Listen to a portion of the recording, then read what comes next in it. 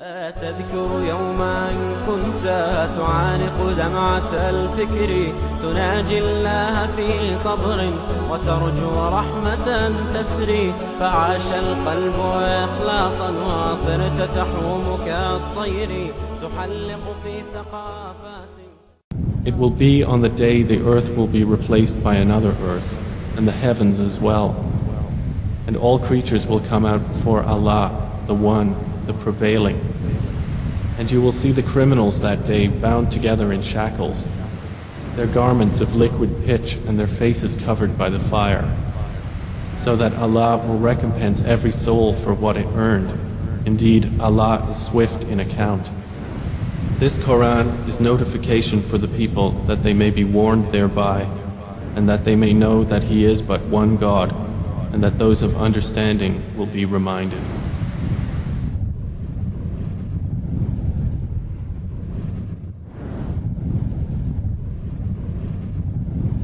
أعوذ بالله من الشيطان الرجيم. بسم الله الرحمن الرحيم. ولا تحسبن الله غافلا عما يعمل الظالمون، إنما يؤخرهم ليوم تشخص فيه الأبصار، مهطعين مقنعي رؤوسهم لا يرتد إليهم طرفهم وأفئدتهم هواء. وأنذر الناس يوم يأتيهم العذاب فيقول الذين ظلموا ربنا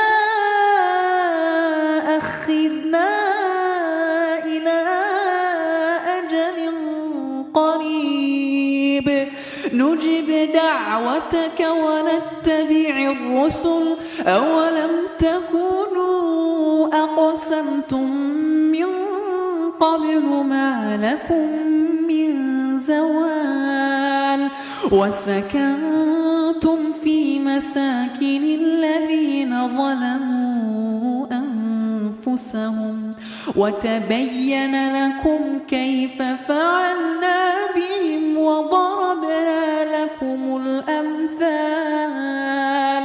وقد مكروا مكرهم وعند الله مكرهم، وإن كان مكرهم لتزول منه الجبال. فلا تحسبن الله مخلف وعده رسله، إن الله عزيز ذو انتقام.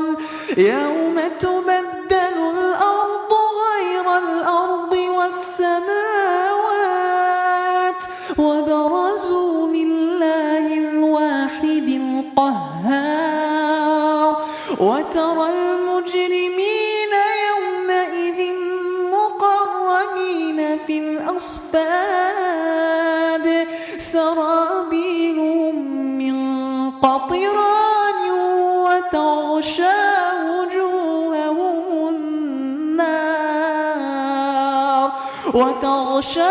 وجوههم النار ليجزي الله كل نفس ما كسبت، إن الله سريع الحساب.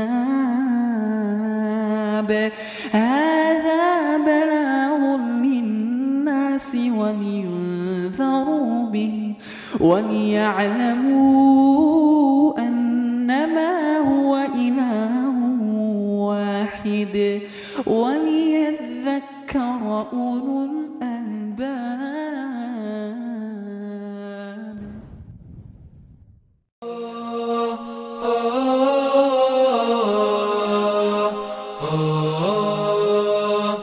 oh,